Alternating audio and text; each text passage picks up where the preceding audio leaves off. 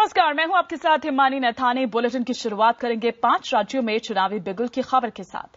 दिल्ली, मध्य प्रदेश, छत्तीसगढ़, राजस्थान और मिजोरम में 11 नवंबर से 4 दिसंबर के बीच वोट पड़ जाएंगे। नक्सल प्रभावित छत्तीसगढ़ में 2 चरणों में मतदान होगा। मतगणना जो है वो 8 दिसंबर को होगी और उसी के साथ 2014 चुनाव से पहले सत्ता का ये सेमीफाइनल निपट जाएगा। 5 राज्यों में चुनाव का बिगुल बज गया।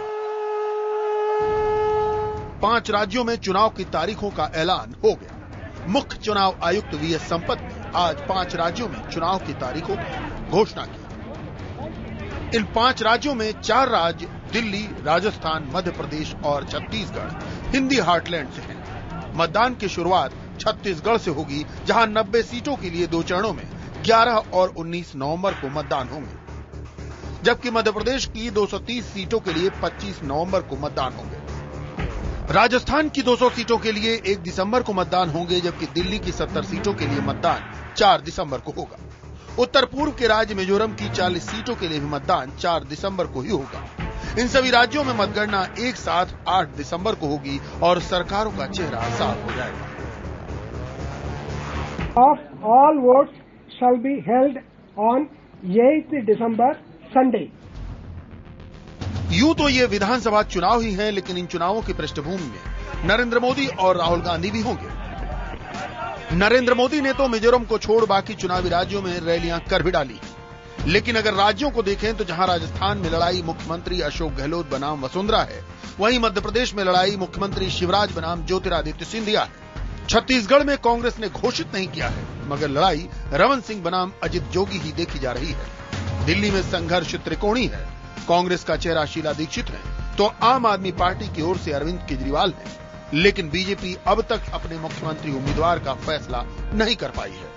हालांकि विधानसभा चुनाव का ऐलान होते ही हर पार्टी दावों के साथ मैदान में है।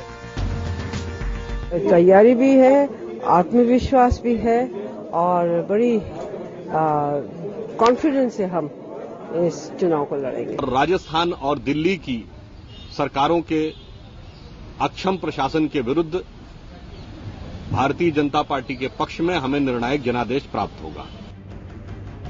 बहरहाल चुनाव के ऐलान के साथ ही चुनाव आचार संहिता लागू हो गई है। आपाधापी में हो रहा उद्घाटन और शिलान्यास का सिलसिला अब थम जाएगा।